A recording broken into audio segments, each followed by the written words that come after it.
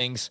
I'm going to start with college football and the recruiting side of the game as a long in terms of at least the last couple of days that I've noticed it mostly, a long-rumored flip has occurred in Big 12 country, soon to be SEC country, as Oklahoma has lost one of their biggest commitments this afternoon, and he has flipped to Texas. Colton Vasek, a big-time defensive end prospect who is from Austin, has officially announced that he has flipped his commitment from the Oklahoma Sooners to the Texas Longhorns. So Sarkisian getting somebody pretty big-time to stay home in the class of 2023.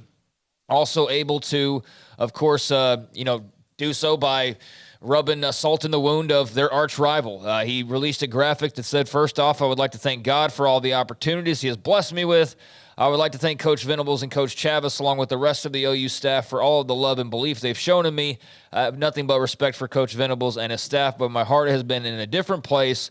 With that being said, I would like to announce that I will be committing to the University of Texas. So while Oklahoma has, had an up and down ride on their way to 5 wins so far this year, now 5-4, and still in search of getting to a bowl game. They should make a bowl game. I don't think that's in grave danger, but it's also not the guarantee that it would have been in most years. And so starting to lose some recruits now. This one, you at least justify, okay, he goes to Austin Westlake. I'm not sure if I mentioned that or not. I know it mentioned he's from Austin, but he goes to Westlake. So, the proximity and all of that makes sense, but man, if you're going to lose him to anybody, tough to lose him to Texas. And also, with A&M struggling, their class starting to get a little shaky. Mm-hmm. They've had some decommits. Was it Anthony Hill, the big-time linebackers, rumored to be now flipping potentially to Texas? So UT, my thought first went to NIL and just they're playing the game because initially I was like, they're playing well, but it's not like they're like playoff bound right now or anything like that. And I was fleshing the thought out of my head. I was like, why is there all of a sudden all this momentum? They've lost 3 games still.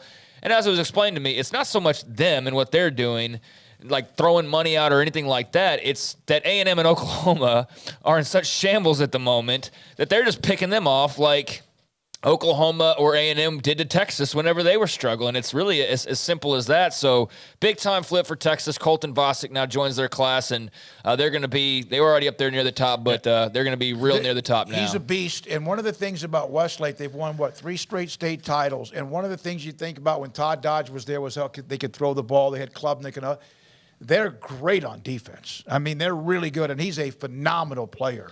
Yeah. Part of the other thing is, they have the kind of just advantage of, even though they're 6-3, Craig, most of the news about them is good for the first time in a while. So, Jimbo Fisher is, clawing.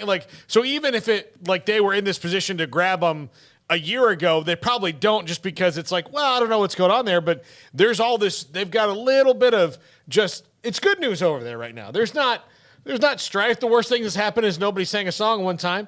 And I passed by that tweet the other day, and I just didn't give it any thought. And now it looks especially stupid 2 weeks later that they tried to make that a big deal, that the whole team didn't sing Eyes of Texas. But whatever. That's what's working for them. I'm going to tell you something. And this does happen. And UT does. And I bet Paxton, among some others, C. Jenkins, who are Texas fans in the chat room, Texas doesn't need much help.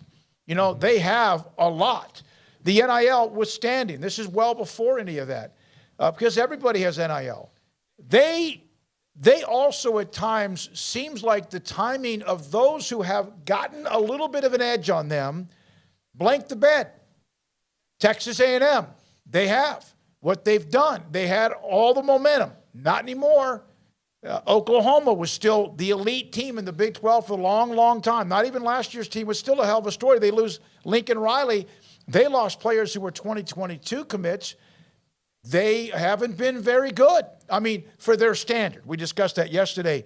And so all of a sudden, you have a guy who's right there in their backyard who committed to Oklahoma first. He ends up at Texas, and it's not over. They also take advantage of some of the other teams with shrapnel, and they don't need the help. And when they get it, it only magnifies and validates what they have there in Austin when it comes to recruiting.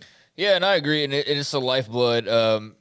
but you still got to go there and handle that team no matter, how you got there. I mean, you got to do what you can with the talent that you have. And there are many years where they've had plenty of talent and more talent than others, and it hasn't mattered. And, that's a culture thing. That's a whatever you want to call it type of thing. So I'm a Sark fan. I think that he's a good coach. I know that he's not perfect by any means, and certainly their second halves could be a bit sharper in terms of closing out, games and putting the throttle down on teams, but they've got a lot of momentum right now, and maybe he's the guy who can finally find the culture that pairs with the talent that gets them back to where Mac Brown had them, 20 years, or what are we at now, 17 years ago now at this point, so maybe they're heading back in that direction, but yes, one surefire way to find yourself, in the mix more often than not is to have talent, so they have now 21 commits.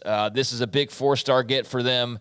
Have 3 5-star commits in this class as well. And I go by the 247 composite just to keep it kind of even across the board. I don't really favor any website over any others, so the composite's helpful. And right now they have the number 6 class at 21 commits, and everybody around them in the top 10 all has anywhere between 20 and 25. But Bama, number 1 class in the country, Georgia, Notre Dame, LSU, Ohio State, and then you get to Texas. So about what you'd expect in most of the teams that you would guess. Miami, Oklahoma, Florida, Clemson round out the top 10. So OU still 2 5-stars, still a bunch of 4-stars, but that's obviously a blow. And you got to hold on to them. Yeah, you got to hold on to them. A month away. And by the way, Alabama's classes, 2 of those kids are from East Texas with Jalen Hale, the wide receiver from Longview.